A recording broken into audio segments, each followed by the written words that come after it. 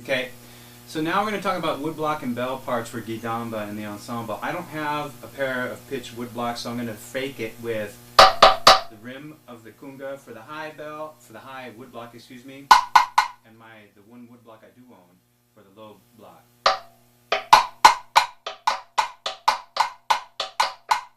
So hopefully that will be clear. Now, the woodblock and drum set are playing the kinkini part, the kinkini rhythm, which is the kinkini is the highest pitch of the bass drums, and I think it's a really cool thing, and I think it's going to sound great substituting the woodblock for the kinkini, because the drum set will provide the drum sound and the woodblock will provide the different pitch tonal characteristics. Anyway, I think it's going to be great.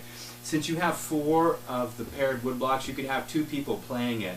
You know, as long as they're doing high-low. One could be in the high 2, one could be in the low 2. I don't know. Use your good judgment. So let's start with the woodblock part, slow tempo. Here we go. 1, 2, 3, 4.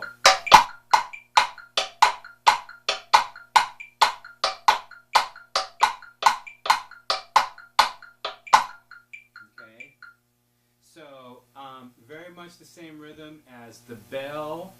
It is the same rhythm as the bell in the Dunenba part, but it doesn't change in the third measure of the phrase where the Dunenba plays its fill. Okay, so this is the same beat all the way through. Let's hear that same tempo, that same beat at song tempo 120. 1, 2, 3, 4.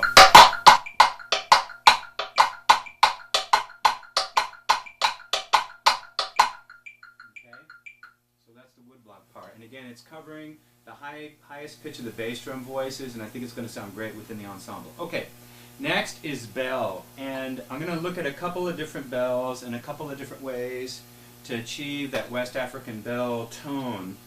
If I understand right, you have some agogo bells, and these are derived from West African bells. In fact, there is a town in Guinea in West Africa called Agogo, so I don't know if the town came first, the bell came first, whatever. But basically what we want to do with the non-West African bells is imitate that tone. So here's the West African bell.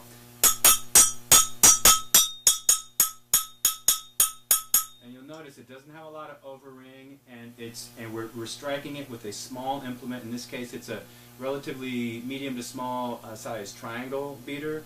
You can use a nail. You can also use the metal end of a brush. This is like a regular drum set brush, like you play jazz ballad brushes, but I've extended the handle. Not a lot of volume, but it is the right tone. Okay? So a way to get that tone, because I'm imagining you don't have these, is on the agogo, instead of letting him ring totally, is you would put your hand almost, within 2 or 3 inches of the opening of the bell. Okay?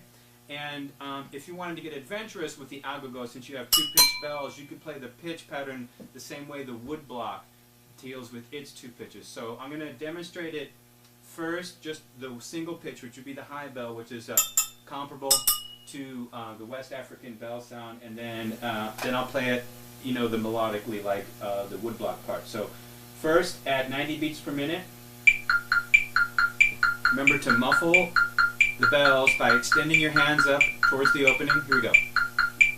1, 2, 3, 4.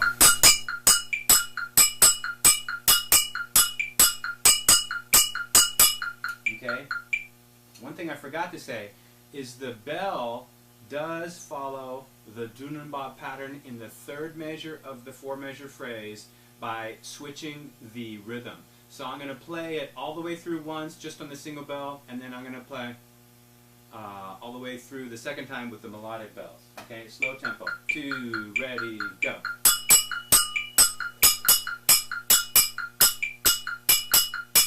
Here it is. Now melodic.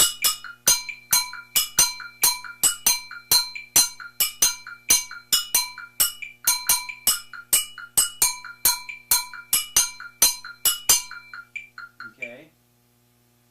So the important thing to remember is the bell pattern does change the third measure of the phrase to match what the Gidamba is playing. And so what the bell players can do is just, lock in with what the Gidamba is doing, and basically their rhythm is the bell rhythm.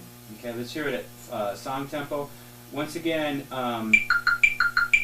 first time single bell, and then the second time through melodically. 1, 2, 3, 4.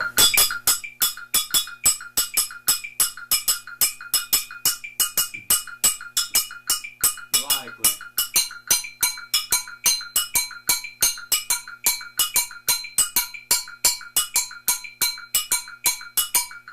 Okay, so that's the bell pattern. And again, and then you have agogo. You may have smaller bells, you may have larger bells. Really quickly, if you have something like this is a cha-cha bell. Again, use a smaller implement at the higher point, not down here, up here, and muffle the bell with your hand, like I'm doing. Again, you can use the middle rock of a drum set brush, a little less volume, but it's got the right tone. If all you have are bigger bells, again, up towards the higher pitch, not down low, not that, because that's an Afro-Cuban sound, it's not appropriate for this music. And then muffle the bell with your hand, like I'm doing here. And not. Okay? So I think I've covered everything I need to cover with bells. Okay, that is all. Ciao for now.